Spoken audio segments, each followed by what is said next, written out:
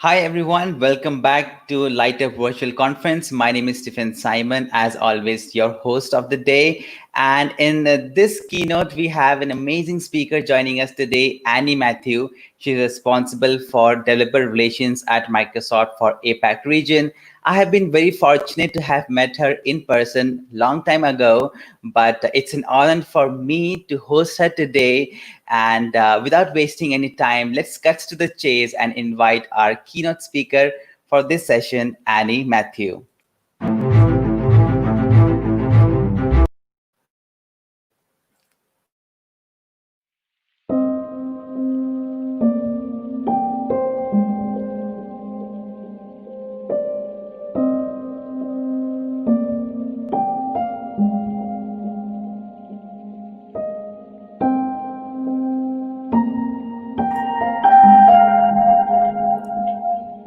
Hello. Thank you, Simon. I'm so glad to be here today with you.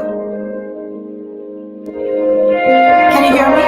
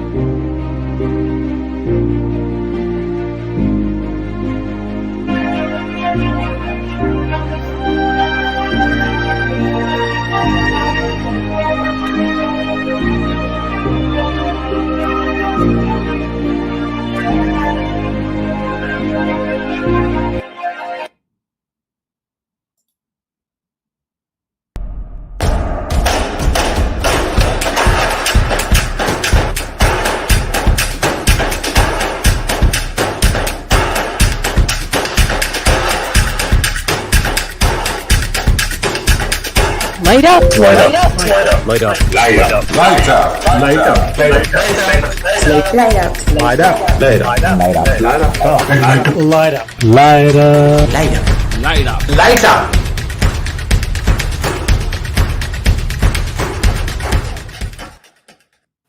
Hi, Annie. Welcome to the live show.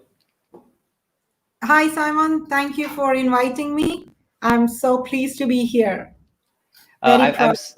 I'm so excited to have you today, Annie. I never thought that we would ever meet. I mean, this is maybe virtual, but to host you, I remember our memories go back as a micro student partner. Even then, I was kind of reserved. I didn't talk much to the other MSPs, but I couldn't interact much with you. So really happy to have you today. And the next 30 minutes, Annie, is all yours. I can see a screen. I'll bring it to the stream now. Yeah. So next 25 to 30 minutes, it's all yours. And there you go. Thank you, Simon. I'm so proud to be here with you today.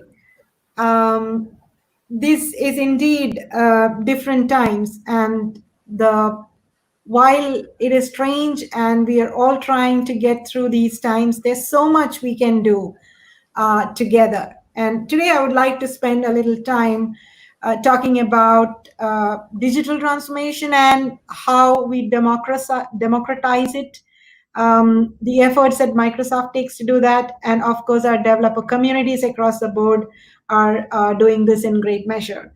So a quick note about myself, like Simon said, I met him while I was doing some of the work with developer communities. And I work a lot with all kinds of developer community, whichever technology you are in. Some of the things that I really care about is women in tech. That's a passion area for me. Healthcare is another one. So I work voluntarily with HIMSS, particularly in HIMSS India. Some of the work, I hail from this small town called Kerala, south of India. And right now I'm talking to you from Malaysia, where I'm working. So that's a little bit about myself. So everything I speak to you, you would be able to relate to where I come from. Now, let me take you back many decades. before we go forward and look at what we can do now. This is 1905, and what you're seeing here is a Flatiron building. This is Broadway in New York. What do you see here? It was, at that time, it was all about horses and carriages that were running the economy there. There were at least 100,000 horses that were riding the economy at that time. Cut to about 2 decades later, in 1925, what do you see now on the roads? It's all automobiles and buses and things like that. What happened to all those horses and horse carriages and the people who built their life around that? Well, in these 2 decades, a massive transformation happened. Much like the times that we are in right now, people did wonder, were a little nervous about what was going on around them. But those periods actually set the stage for a lot of innovative approaches, new businesses, new industries, and then lives were built around those. And cut to now, there is a whole lot of similar kind of change. We are in times where for a decade or more now, digital transformation has been in the play. It's not new. But what's happened is in the last 2-3 months, it's like digital transformation is on steroids because everybody was working from home or under lockdown, cannot move out. And what did businesses have to do? They had to still serve the customers that they had, probably through their digital sites. And if they had legacy sites which are not taking those 1,000 concurrent users or 10,000 concurrent users, they had to quickly go and transform their site or create a new mobile app that will serve them. Think about what businesses they really want to focus on now that they are shutting down some of their offices or looking for newer offices and things like that. So the whole past 3 months or 4 months have actually got everybody, in a sense, to a level playing field from a digital transformation is concerned. If you were not creating something, you were consuming something. So either way, you were exposed to it. I was super impressed during this time how developer communities came together. And these are some of the examples from where I work with in this region in Asia Pacific that I want to share with you. On the right here is Philippines response. The government said they needed 4 applications, and one of them was Rapid Pass. These were for the health line workers, the first line workers, who actually needed to commute back and forth from home to the office, and there were a lot of stops where they had to stop and get a pass going. And this used to be manual. And the government figured that this is not going to help them respond to COVID very well. And so DevConnect Philippines, and I must call out my good friends there, who brought together over 600 developers. They used to have a Slack group and get on board. They put a call out and over 600 developers joined, and they created 4 applications, 2 of which is already live. This one went up live. It's called Rapid Pass. It went up live in Philippines just about a month after, somewhere in the middle of April. So it was so inspirational to see that even in times like this, if you have some thought leadership and if you have a bonding spirit and that purpose to deliver something for the nation, there's no limits to what you can do. And that's hats off to the Philippines developer community. Come to the left side of the screen, and this is Malaysia and Corona Tracker. Okay, one of the initial requirements that nations had was we need to know what's the rate at which daily cases are coming in, how many are critical in the ICU, and how many are dying or how many are recovering. That would get them a feel of is this escalating or is this flattening? And depending on that, they could plan the response. So that data was super critical. And this was led by Dr. Shohan Lau with about, he's got a community of over 2,000 developers across the world, and 250 odd of them came together to build this site. And this covers all parts of the world. This is a WHO approved site, and I remember talking to both Dr. Law here and Winston Damallo at Philippines and asking them, so one thing is to get developers together and build it, but it's an entirely another thing to be able to connect it to governments and nations who require it and to make it go live, right? That's the beauty. And both of these leaders out here show tremendous leadership and established connections with the government, with institutions, and they were already a part of nation creating. And so they could quickly bring this around. And that kind of tells us a story of not to be in a silo. No man can be an island. So goes the saying, and the song, and true to that. We need to be part of communities. We need to be part of networks with the government and education and industry to make sure that the work that we're doing can be leveraged by a lot of other people. Right down to the bottom, it is a lot of hackathons happened during this time. One of this was coronavirus hackathon. I can also call out the Startup Week in Singapore, which did it. But all of these brought contestants from around the world, and they were hacking on what are those solutions that is required now, and then taking it forward from there. Microsoft itself did Microsoft Build in May, and that was one of the first, I think, massive events which went completely online. Tremendous response. There were over 100 sessions with more than 200 speakers. Amazing response from the developer community. Everything was free for the first time. And I think that's something that companies and communities are doing, that a lot of it is available for you today if you do want to learn and start contributing. So as we look at this, at Microsoft, we work with a lot of customers and partners and developer communities. And there are some learnings that we have culled from our journey. And one of them is that the whole digital transformation is not a master move. It is not like you can create one super app and then you can say, oh, I'm done. Now we are digitally transformed. It doesn't work like that. It's literally a journey, and a journey in many dimensions. You can think of yourself as a developer and the amount of new technology that is landing, and of course, it's a journey. You are on a continuous, lifelong learning journey, right? So similar to that. Another core thing that we discovered was it's all about value generation.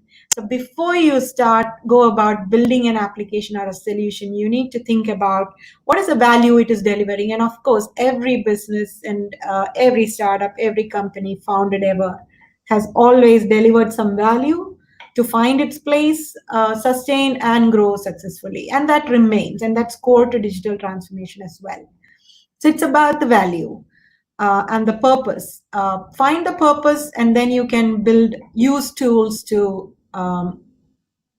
deliver that value correctly. And excuse me for that. And the other third pillar of this is that it's all about the culture. So digital transformation doesn't happen if you have a bunch of developers together and tech leader or the business leader says this is what we want to done. It really doesn't work like that. And because it is a journey and it's not about just one application or two applications that we're making.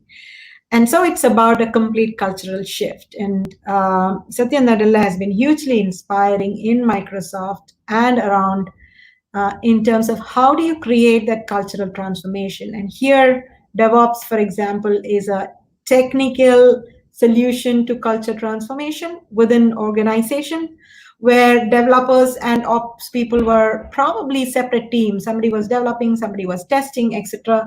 And Microsoft itself has gone through that journey and brought out the Azure DevOps, and GitHub is a great home for DevOps culture as well.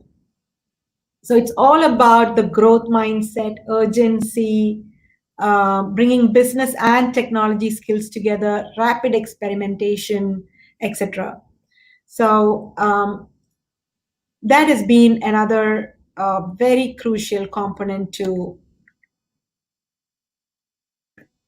our journey.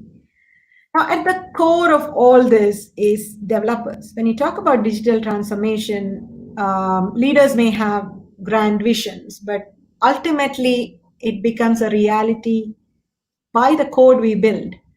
So developers are at the heart of this journey and have a hugely responsible position in the world today.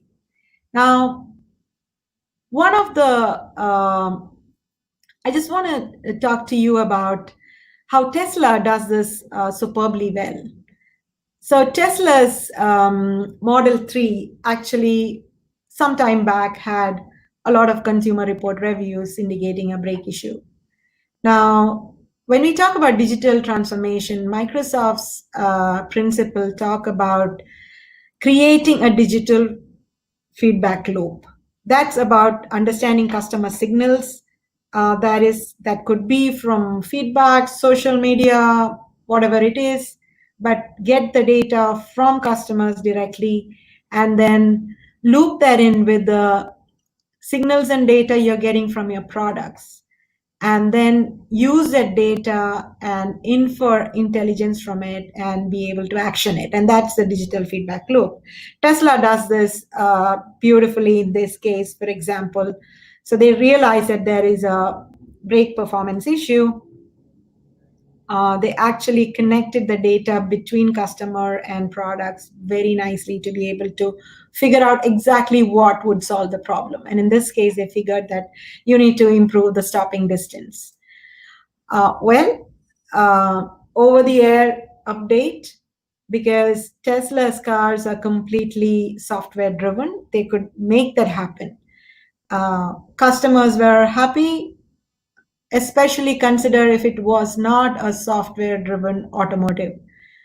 What would you have to do? You would have to recall thousands, 10,000s of vehicles, update the OS and send it back. Imagine the amount of customer distress that, and then the multiplier effect of that distress, because a dissatisfied customer will impact another multitude of people as well.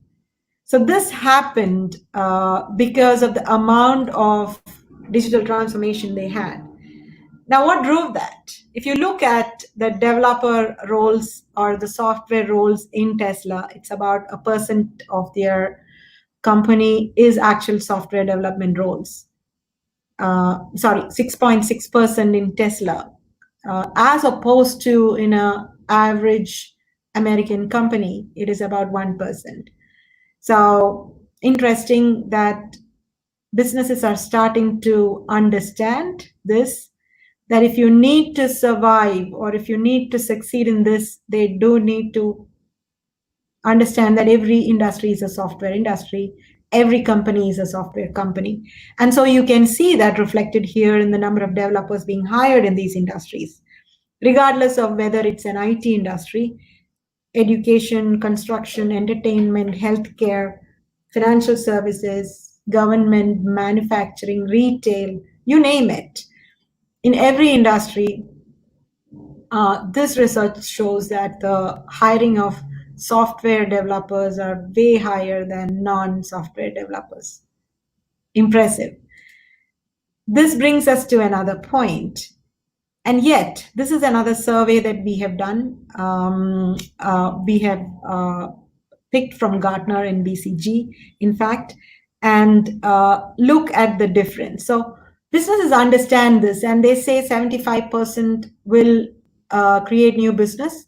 AI applications will create business.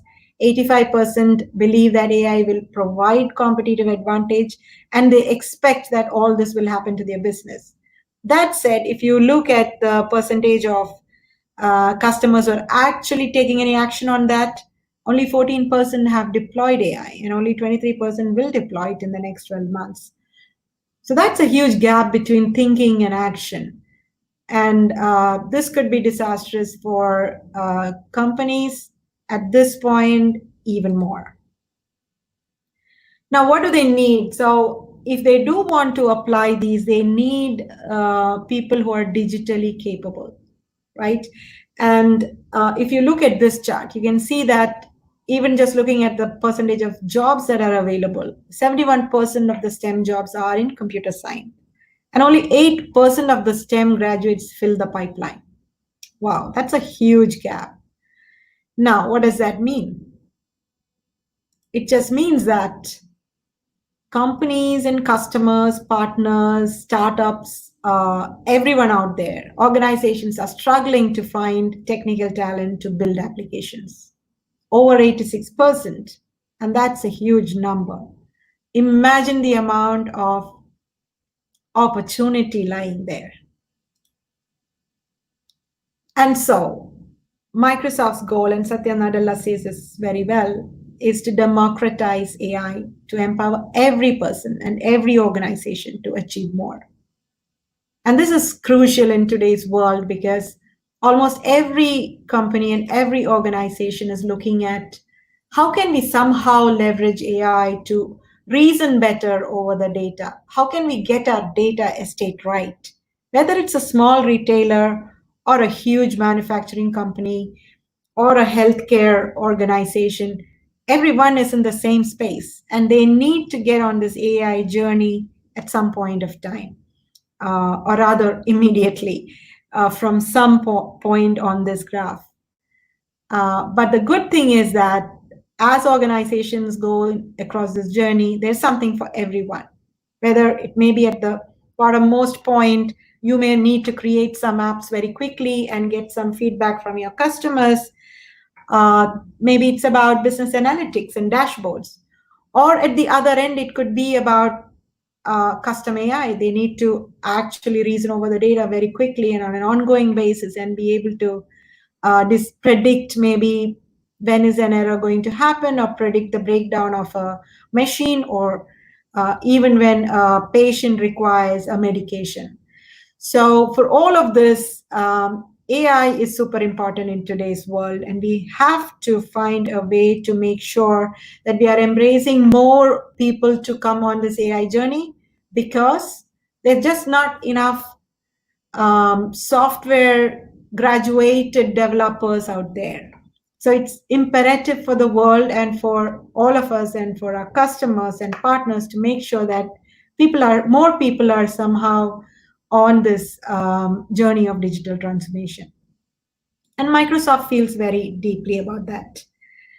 And as our mission rightly says, it's about empowering every person to achieve more. And what does that really mean when it comes to our platform and services? If you look at this across the board, you can see that Azure is a cloud that's powering all of digital transformation. And there's a huge set of Azure services, more than 1,000 plus services, and every month there are new services being added. So research and development is on steroids. There's a need for more and more services, and it's just being churned out like that. APIs make sure that everybody is able to access it. On the left side, what would empower developers to achieve more? It's about tooling, and apart from the services and platform as a service or SaaS service, whatever it is, apart from all of that, it's also about tooling, collaboration, secure development, and some frameworks to help them develop. So Visual Studio or Visual Studio Code, VS Code is one of the most popular environments that developers love these days. If you haven't tried, you must definitely try.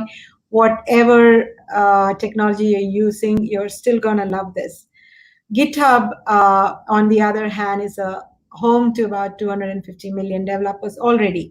And they are actually powering a lot of open source and collaboration and collaborative working among the developers.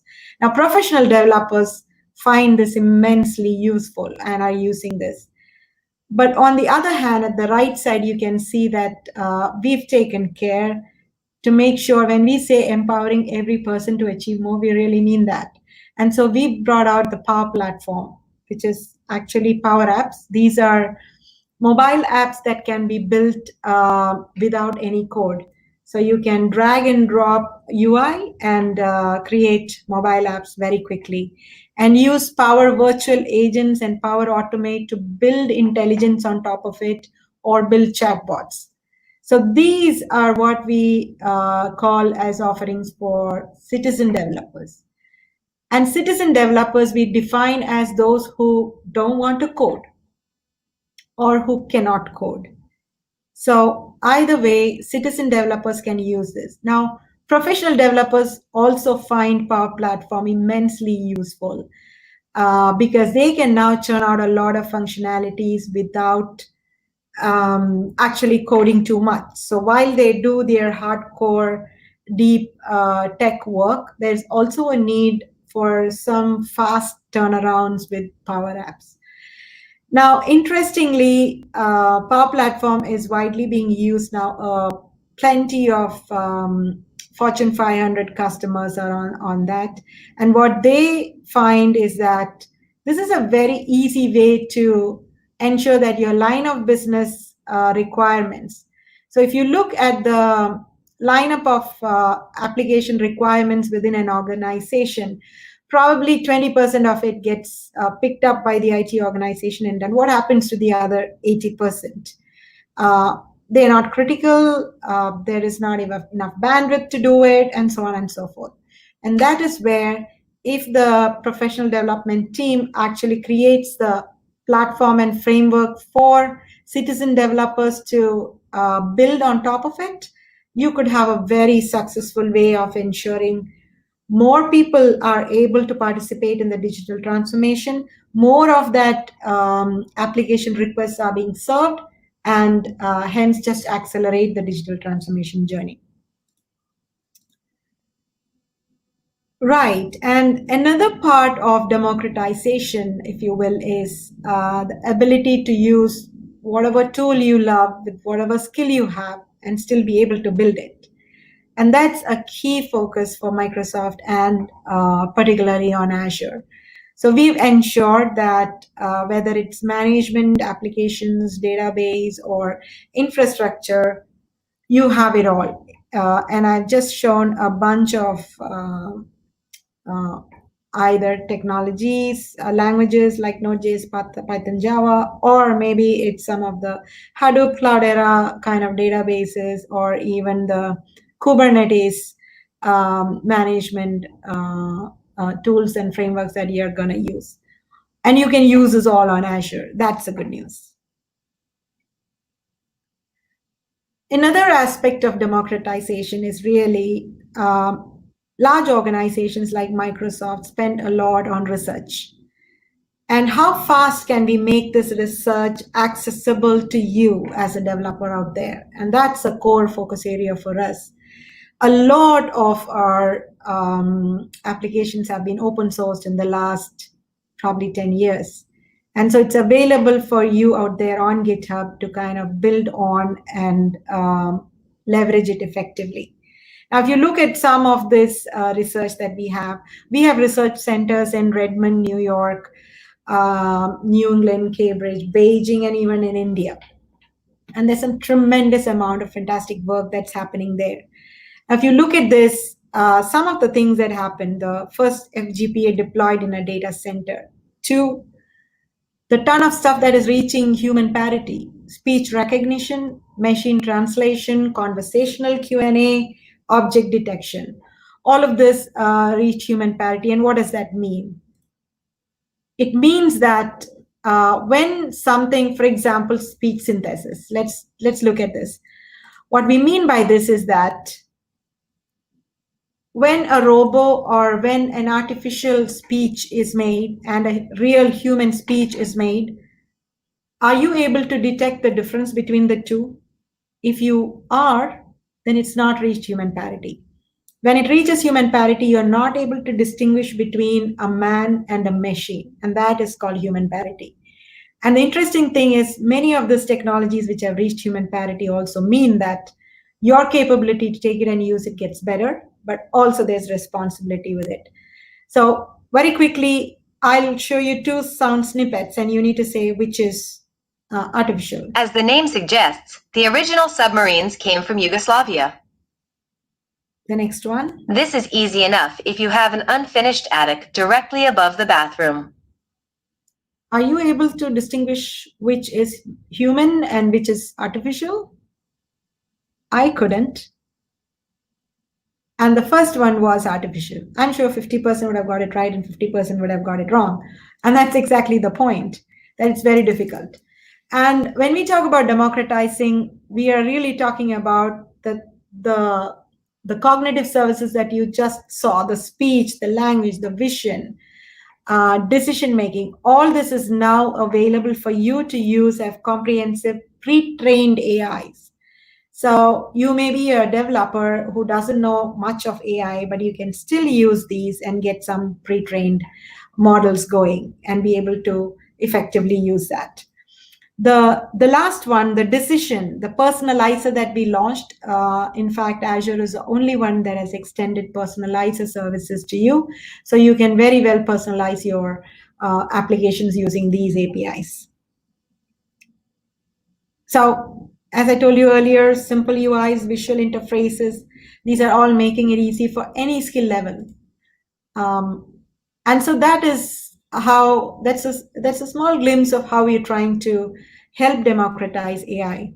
But at the same time, as you democratize technology, we are also cognizant of the fact that here Satya says this very well, that we are at that stage where the choices we make are grounded in the fact that technology development doesn't just happen. It happens because we humans make design choices. That brings us to the point of responsible AI. And why is that so important? In the last 2-3 years, you can see here from France, Italy, Netherlands, China, India, Sweden, almost every country has encountered ethical issues resulting from the use of AI. And today we debate very heavily on whether it's about bias that is being baked into systems or privacy that is being encroached or not encroached, and how AI can be used heavily for good. So it's got a lot of positive impact that is just waiting to happen by you developers. But just so long as you take note of the fact that developers do have a whole lot of responsibility in making sure that is trusted, ethical, and responsible. So some of the principles of AI ethics that Microsoft is trying to make sure, we are part of many organizations and committees that work towards making sure that this is ethical and responsible. And the factors that we look for and we encourage is to be cognizant of fairness, reliability and safety, privacy and security, inclusiveness, transparency, and accountability. So there's a lot of work happening in this area. And I would request that my humble request would be for each and every one of us to be aware of these technologies and participate in it, whether it's at the policy making level or at a coding or designing level. Everywhere there is an opportunity to be responsible and to influence. And of course, from a bias perspective, it's imperative that every race, every color, every gender is participating in this. So we ensure that these systems are not biased. Well, I will close with a few things I want to give away to you. One is Learn. This is a micro learning module. You can go there. Everything is free today. Microsoft just announced 25 million investment into skilling. So you will get access to this Learn module, certification vouchers at a highly discounted rate, and a whole lot of stuff. Explore this and get onto your learning journey. AI Business School, if you don't want to be coding, then head here. And on the other hand, you want to try Azure, right?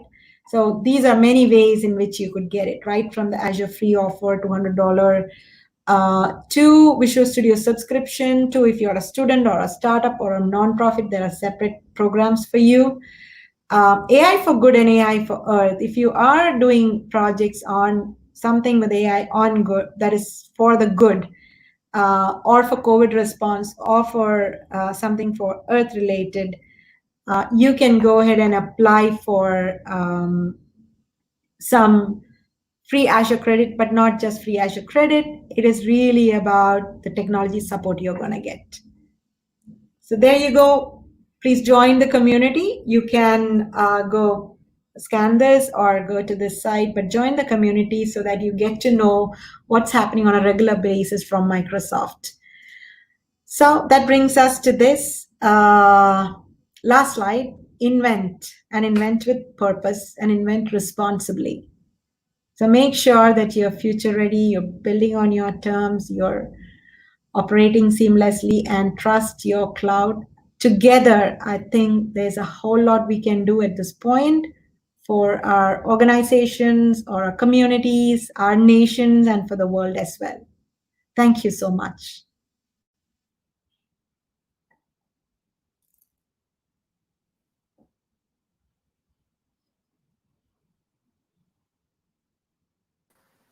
What an amazing section it was. I think it was so much to be taken away in first 30, 35 minutes that even if I start to jot it down, I maybe fill up an entire page.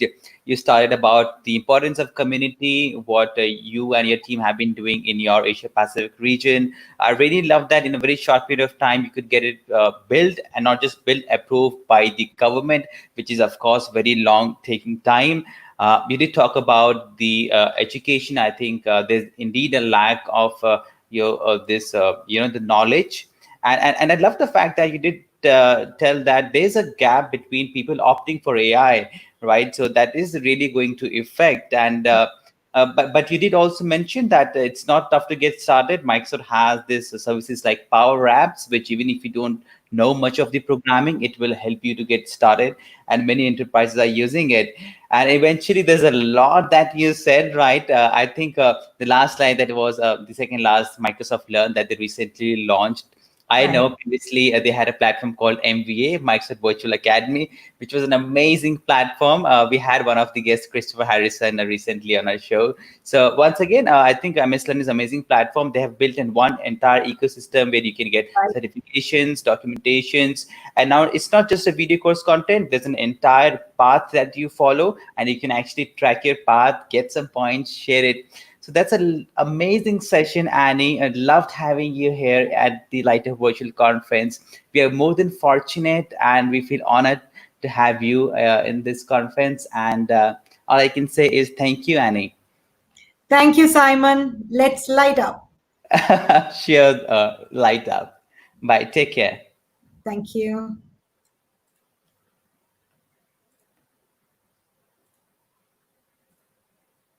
All right, so that was an amazing session put by Annie Mathew, the developer relations for APAC Microsoft region. And now we have Naveen Sharma. He is an enterprise architect, leadership coach, author, and an international speaker. He is one of the keynote speaker at our annual conferences that we do here in India offline. Now it has moved online, but Naveen Sharma is someone, a go-to person if you need any technical guidance, not just technical, your career guidance. He's someone who has personally helped me in my career. So I feel very privileged to host him today. Naveen Sharma, welcome to the Lightup Virtual Conference. Thanks, Simon. So I'm equally delighted to be here and doing a keynote, although for 30 minutes, but I will cover lots of the ongoing thought process within the industry. And that is what I perceive and learn. So I will share that knowledge with that audience. So Naveen, tell me where you're joining us from today, what's your time, and how's life? Oh, okay. So I'm live from Finland, and Mm-hmm. it's 12:30 in daytime, Mm-hmm. and things are pretty okay. If you talk about the pandemic situation, it's pretty much improved here.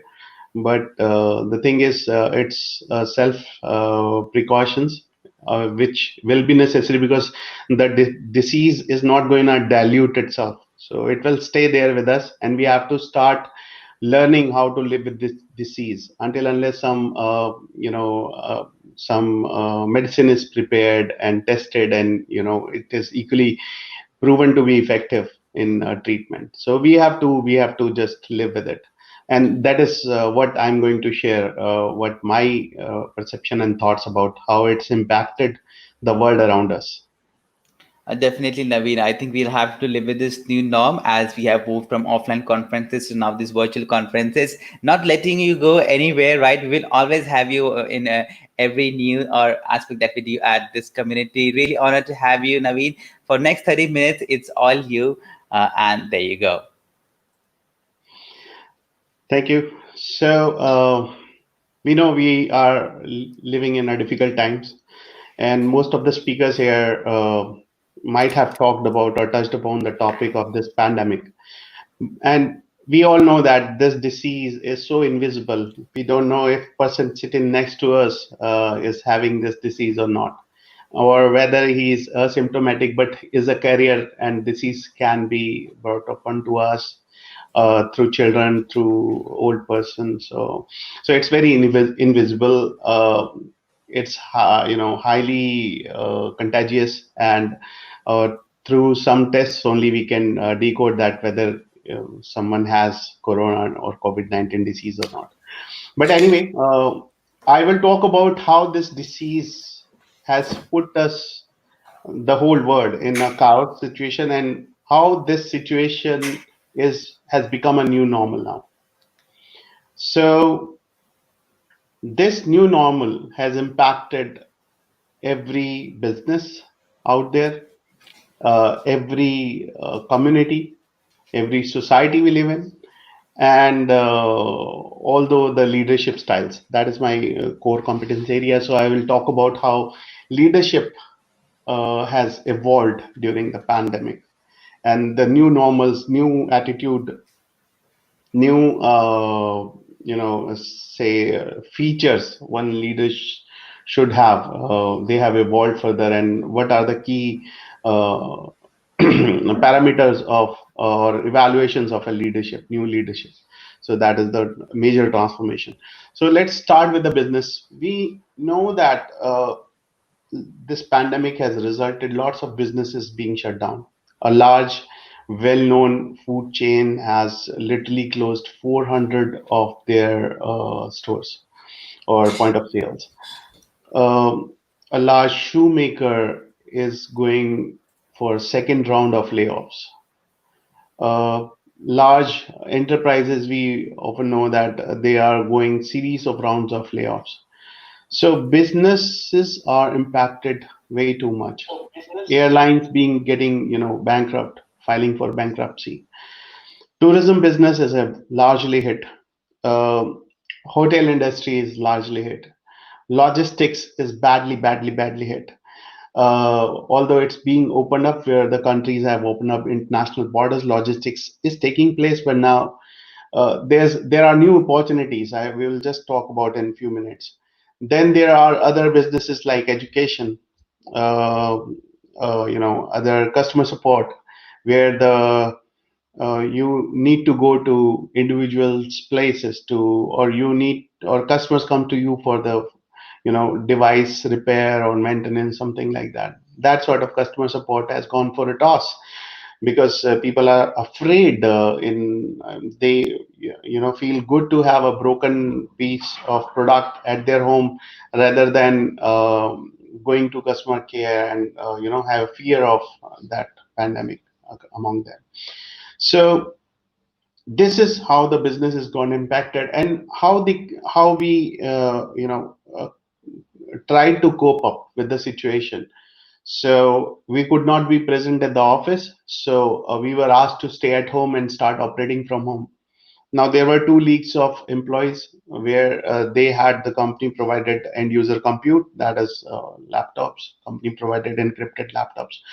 Still, data security was good enough because they used VPN connections to connect to their corporates and then operate normally using applications or deliver the services they required. Second, the people do, or the temporary employees or junior employees who were operating on the VDI machines or were operating on the desktops, then data security came into picture, because these were the companies which did not, which I'll say did not evolve themselves to adopt the BYOD. They thought that bring your own device is just for a few university campuses or some, you know, hi-fi organizations like Google, Facebook, where social media. So they thought BYOD is related to people or Gen X, Gen Z having social media access. No, BYOD was a very broad concept, and it took years to develop the security part of it, how security postures will be maintained on the private devices. Now the technologies existed, but all the companies who did not adopt this, they paid a price for us. They actually were not uh, geared up to enable their workforce to start supporting from their home with their personal devices while keeping the security posture intact. So that is one very key learning. Now the technology, as soon as it's evolved, we should not just wait for to getting it mature and become the late adopter of the technology. We should grab it, so we should catch the train while it's at the station. So, a second part, apart from this workforce working from home, was uh, people started to learn how to use virtual meetings or virtual platforms to collaborate with the other team members. So, if one company requires one file share or SharePoint uh, to be hosted centrally, all the deliverables or all the artifacts of the work related artifacts are to be stored centrally, then this how to access this through the internet, having VPN connection, all that exceptional knowledge which so far the workforce application or developer thought that network is not my core area, having a VPN connection is not my job, so I don't know how does this connect. I just need a software client on my machine and I'll just click on it and it should connect. No, now it became a mandate for all the laptop company laptop holders to know all these basic things. So the skill which required to learn these things, they evolved. One has to learn at his own pace. All the organizations deployed some SOP documents, how to connect, what are the basic connection features, what are the settings they have to change for their customer based connections. So all that stuff resulted into maturing their knowledge more about the infrastructure as well, just not keeping themselves in silo of application or development domain. Same was the case with the people who are always on the go. So the sales people, marketing people, they they were forced to sit at home. They were forced to get the new leads, generate the new leads from home through virtual conferences, through doing webinars or other sort of engagement program, so that they have access. They still have a live consumer connect where they can connect with the new consumers, existing consumers. They can hear the problems. This pandemic may have increased further. So all of this ecosystem, the new fabric has to be created, which is complete virtual, and no one knows who is working from where, but still the things are getting done. And I respect and I really appreciate, and I believe all who work in IT sector must appreciate themselves that we were the ones who kept the things up, who kept the bankings, airlines, all the systems up and running, because IT people, because they are least appreciated genre in the working scenario, then they kept working from their home, and they keep things up and available as they are expected to. So this is all the business ecosystem, how the companies and their employees changed the way they used to work. Now coming back to the communities, how have communities evolved? So earlier at CSharpCorner, we used to have face-to-face regular chapter meets and annual conferences. regional conferences. We used to go to universities, colleges, and speak up for new upcoming technologies. We will give them the glimpse of future, like having Microsoft Hello and other products within. Now things again changed for the education as well. All the classes were suspended, or students were asked to go virtual. Now, if they do not have a basic, again, it's uh, again a technological leap. All the education systems were to be upgraded. Teachers were asked to learn Zoom or other, Microsoft Teams or Google Meets, all these virtual meeting platforms, and then start delivering their content online. So again, this posed a challenge with all the fraternity in education business to learn digital, because till now everyone thought that the traditional way of teaching is the best teaching. Students should appear in the school, but given the last 5 months, everything changed. All the perceptions changed. The education system changed. How do you grade your students? Even that changed. So there are no backbenchers now. There are no student left who would bunk the school.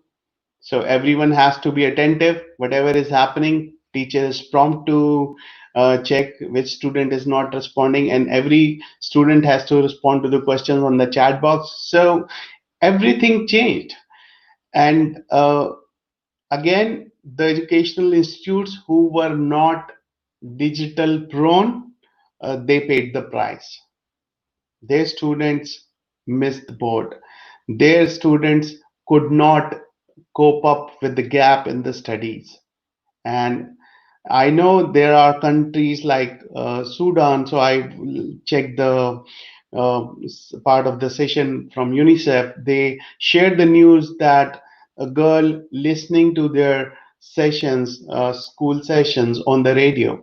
So they were being broadcasted at radio. So if you know a country like Sudan, they can adopt these measures. All these developing and developed countries, they had better means, and these enterprises were not supposed to sit back in the old school of thought. They were to adopt the technology, because this is what. And even in the educational institutes, we prepare our children or students to uh, learn for the future, because whatever the jobs they would be doing might be 80-90% they were not invented at the time of their schooling.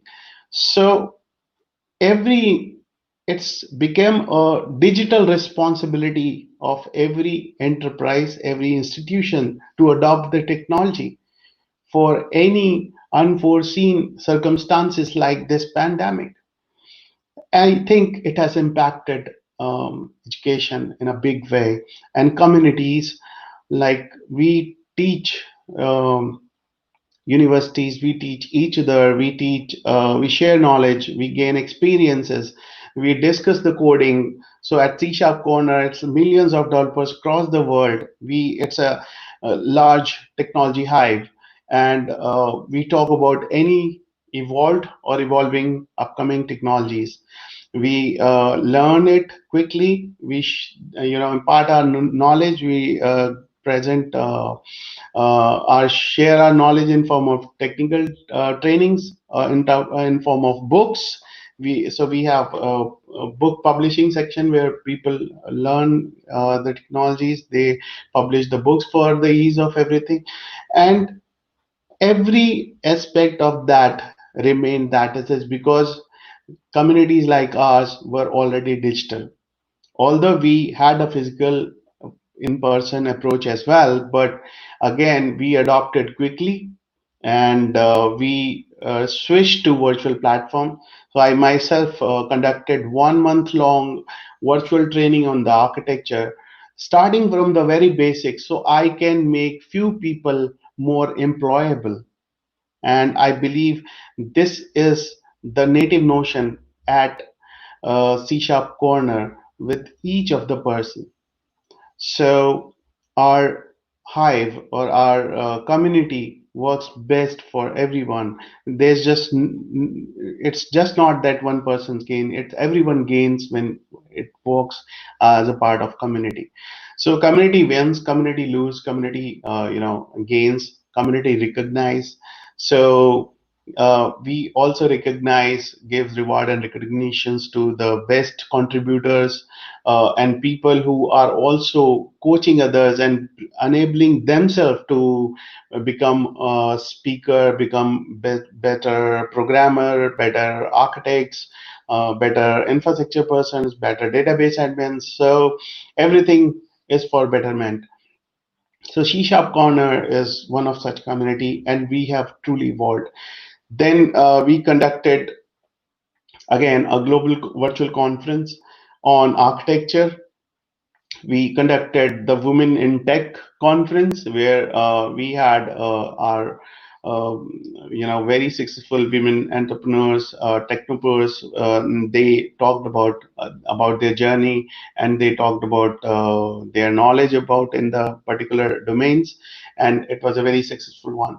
Now we are planning to conduct one for students as well, because in our community there is no age bar. So there is a student who came up with the idea of developing a free platform for online meeting for the organizations who cannot procure or install the system. So he created a web-based platform for online conferences with video streaming enabled. So it was a very wonderful thought we had in community.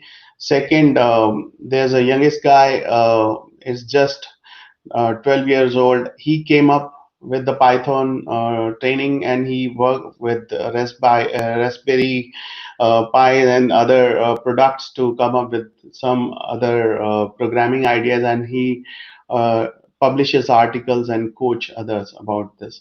So I think this is how the community evolves, and it should be like this case. It should be with every community across there. And if this is a tech community, then I believe that was the path one should have taken. So now, third part is the leadership, how leadership has evolved during this pandemic. So there are different various attributes of successful leaders post and during this pandemic which evolved. So first attribute was empathy. We should be having empathy about others. We should have a real in-person connect, personal connect with all the team members, because they are working from their home. It may be that someone's dog is barking in the background while they are on meeting. It may be, and it takes lots of guts and support from the family members to let them attend these conferences, let them do their job while at home, although the home was not supposed to be a work station. And then they transformed their dining tables or their living room tables or their study tables into their workstation, full-time workstation, sitting there for long hours on uncomfortable chair because they are not ergonomic chairs, and still supporting the work. I believe it's hats off, and everyone should self appreciate and themselves and their family for this extended support. Similarly, a leader, next best thing is to have an honest communication based on the facts. So as a leader, it's our responsibility for being honest with with our customers, that what is going on, because this is the unforeseen times. This was total uh, something which was never to be taken as a calculated approach to get things done. So we have to be very, very flexible at this moment as a leader. We should know if this is the project timeline, it may get extended due to some XYZ reasons. Maybe some team members are not able to come online or to deliver that or to join some conferences. So we have to be very flexible in providing the feedback, in receiving the feedback. And as a customer, we should show empathy towards our service providers, because we don't know what is going on at the grassroots layer with that service provider. Apart from this, we as a leader, we should have active listening skills. So when we say active listening skills, we people or team members are dealing with different sort of problems at this moment. Uh, First, it could be mental or emotional problems. It could be a fear factor that she may lose job, may fall sick. What will happen? So there are lots of unknowns to be counted, and so is the situation of a leader himself. So if he keeps honest and transparent conversation with the team and call up a team, cheers them up for their little deliverables, I think that will stitch the fabric of collaboration, virtual collaboration, and then you can uh, become owner of that deliverable successfully, and you can have a successful hybrid team over there, where which can include your employees, employees from the other projects, employee from your partners, employee from your contractors, so all of them on same platform, and you stitch this fabric of collaboration and trust. I believe you will not fail, and this is all it requires during this pandemic and even the post-pandemic season. So this is all about leadership, and I think it is a very wherever any challenges comes, one company's loss is another company's gain. So there are ample of new opportunities coming up. As I said, logistics was a red hit. But again, introduction of robotics in the logistics for sorting. I know large logistics houses, they or warehouses, they do have robots, but it's not widely accepted. But here in the small logistics players, they literally faced a very bad hit during these pandemic times. And introduction of robotics is one thing. AI based sorting of different shipments and letters and different packages. Then same marking areas grew green for from the pandemic. Again, the tourism industry need some sort of new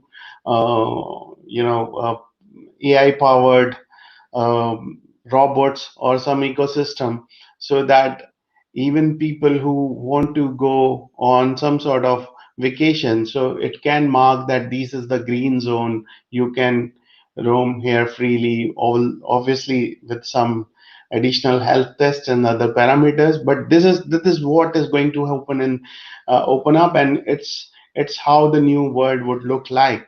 So there are ample of opportunities. For example, I often talked about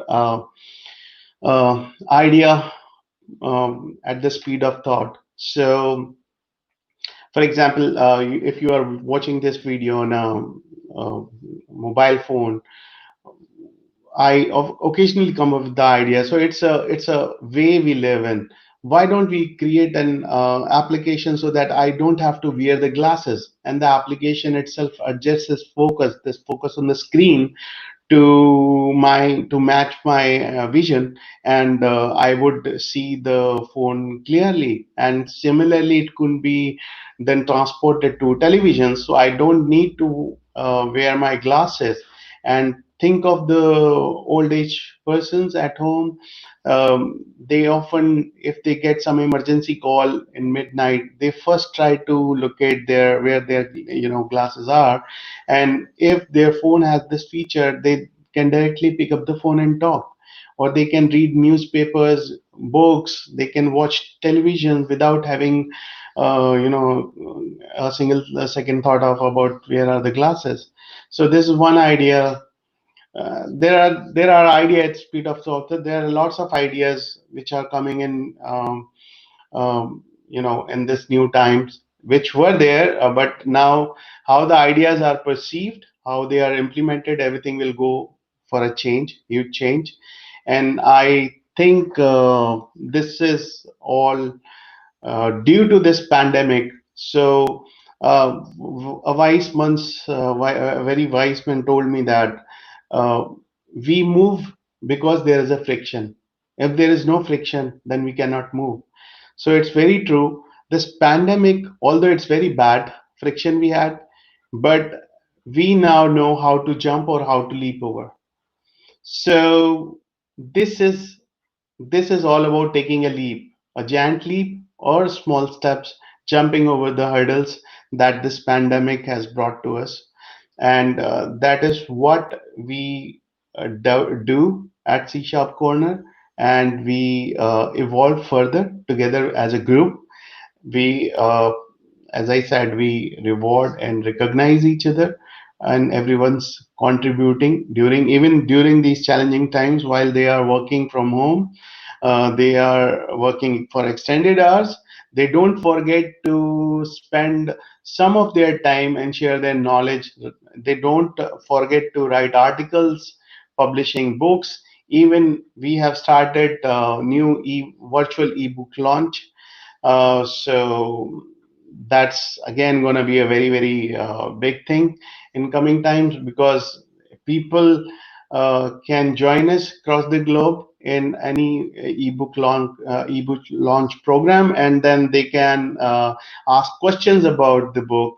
What are the chapters? What are the what exactly the area you have captured? Will there be any sequel of the book? Something like that.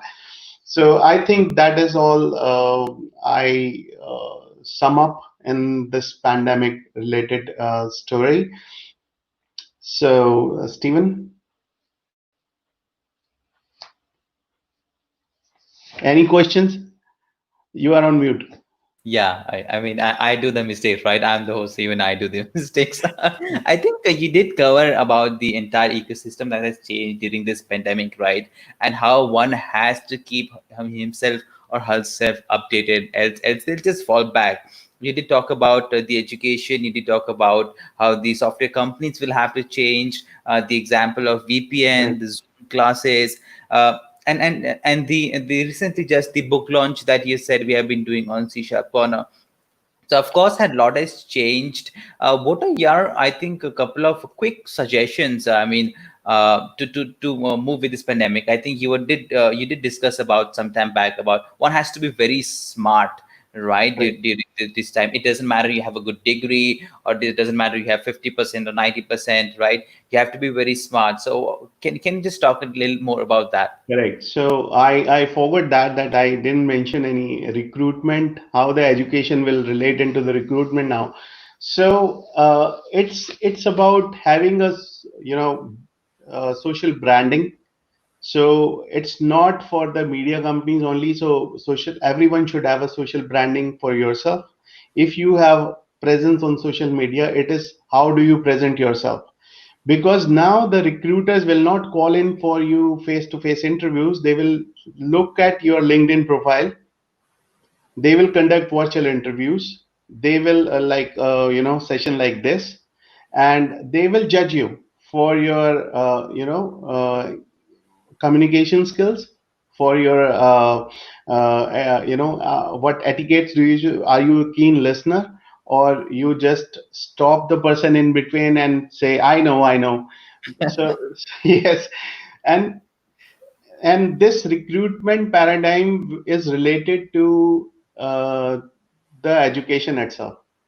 Now, if you even if you are a top performer in your university, uh, to get a job, you have to prove that you are smart enough. You know technical, you know digital, you know how to present yourself on social media, how to list out your rewards, accolades you have. So what additional you do apart from your basic education. So basic education is just one skill. What else do you have that our company will carry you? Because recruitment is challenging nowadays, and there are countries where the law states that if they have interim, detention of some employees due to this pandemic, they cannot hire new talent. So they have to take the old employee back. So if the old employee at $15,000 and new employee comes at $5,000 with more skills and more dynamic nature and more can-do attitude, they are still bound to take the 15,000 employee back to their roles. So I think these are one of the challenge of for the organizations in certain countries. But as a applicant, as a fresh graduate, I need to make my social media presence. I need to start contributing to the communities like CSharpCorner. Prove your worth that you are worthy of that job.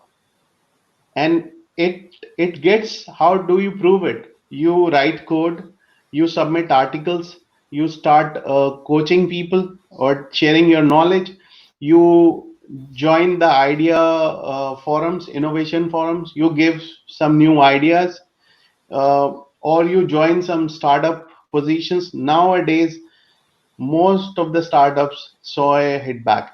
Even our startup did not get funding, right? So this was stopped due to the pandemic. So now people are looking for these fresh graduates to be offered as CTO, or program director or something, uh, so that they can contribute as well as they get the share percentage in the company stock. So these sort of opportunities are coming up, but and I have already, I believe, mentioned in lots of my sessions that when you come up from the university, you have nothing to lose. You only learn. So if out of the university you join some startup and you work on some product, if we say that there are just 15% startups out of an incubator which see the success rate, or it is for large incubators less than 6%. Okay, so rest of the startups fail even after the funding.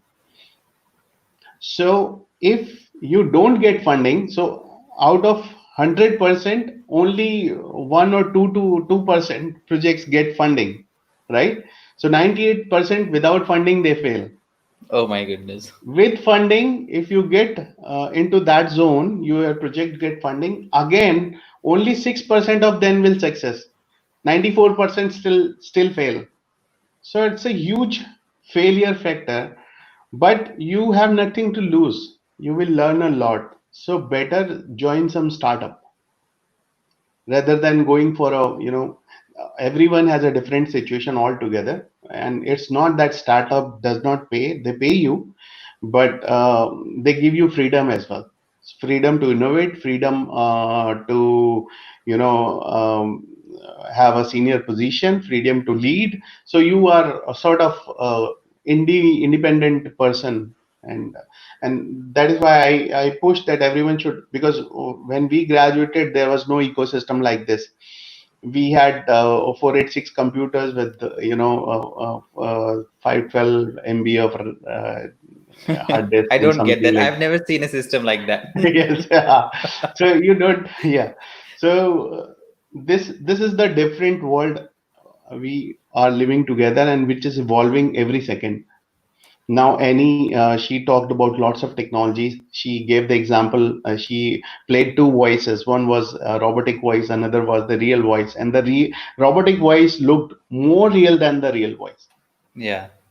So, and then I was looking at the other session. He said that there are 17 billion algorithms in the the learning pattern.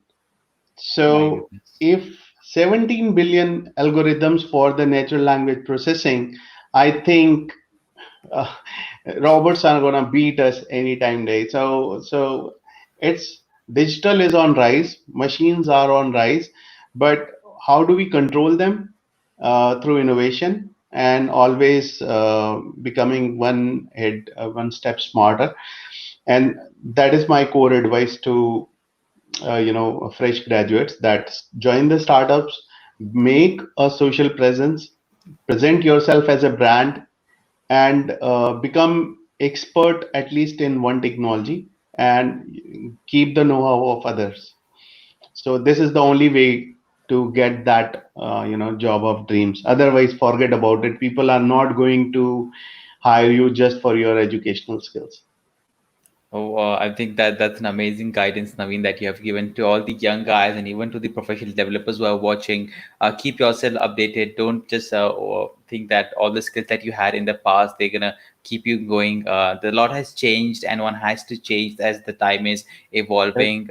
Uh, thank you so much, Naveen. It has always been pleasure to have you in a C Sharp Corner community.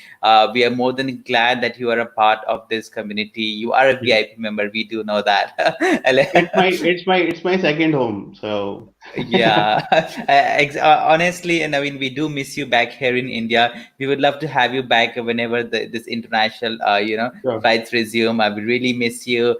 And once again, on behalf of entire C Sharp community and the Light Up team, I would like to thank you for your valuable Yeah, time and have a good day. And light up. okay, oh my goodness, people are so creative. I mean, really, now I feel old. I don't have anything like that. So it's okay. You are itself a light, yeah. Oh So my, yeah. okay. Thank Thank you. you. Thank you, Naveen. Bye. Take care. Bye. Bye.